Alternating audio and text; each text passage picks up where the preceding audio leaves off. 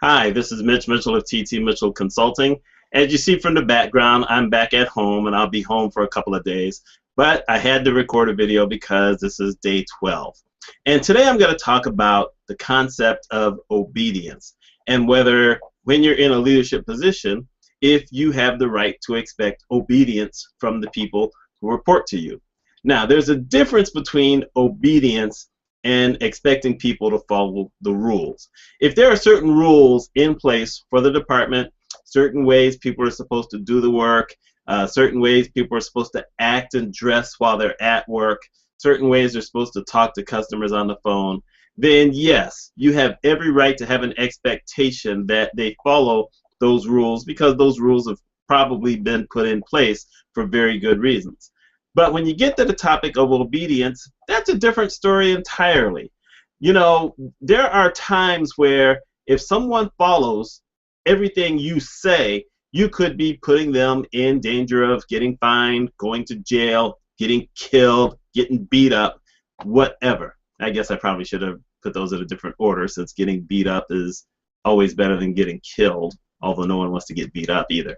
But in any case, there's this thing about obedience that in general, it's a horrible concept. And I say that because when you get to something like the military, you need absolute obedience. When you're in charge of hundreds of men, tens of men, whatever, and you're tasked to do a certain duty, you don't have time in the middle of battle for a debate, for someone else to be questioning what it is you do. So the military trains people to be obedient for those times.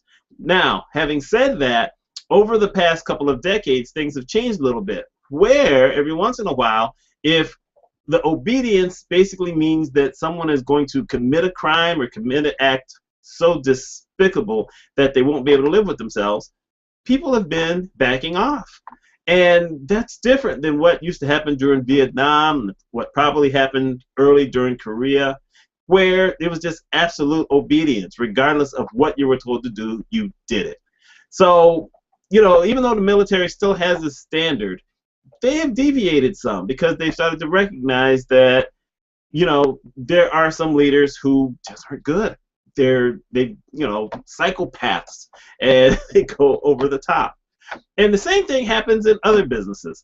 You know, sometimes someone's in a leadership position and they think that everyone should just do whatever they say they should do because they said it. I'm sorry.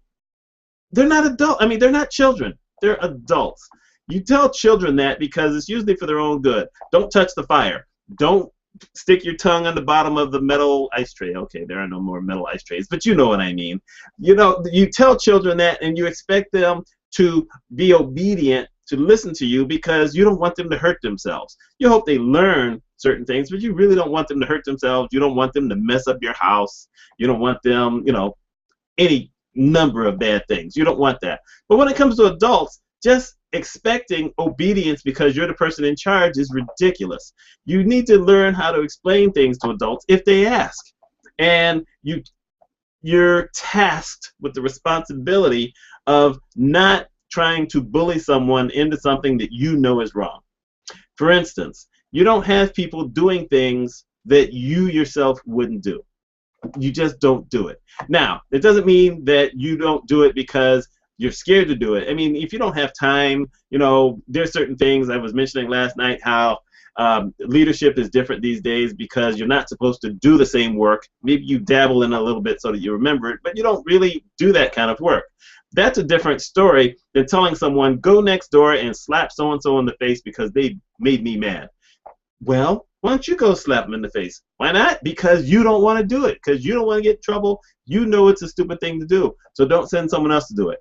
That's an extreme example, but those types of things happen. Every day in this country, someone is telling someone to go do something that they wouldn't do themselves. So should you expect obedience? Should you try to earn someone's respect so that if you ask them to do something, they know that you're asking them to do it because you trust them and you're not putting them in any danger? Oh, that's a yes, in case you're listening. The first one was a no, and this one was a yes. So this is my take on it. But once again, I'll ask, what's your thought on this? Do you see that obedience should be one of those kind of things that all employees do? Or if you put yourself in that spot, do you recognize that, you know what, maybe there are those times where I should be a bit more independent and shouldn't follow that?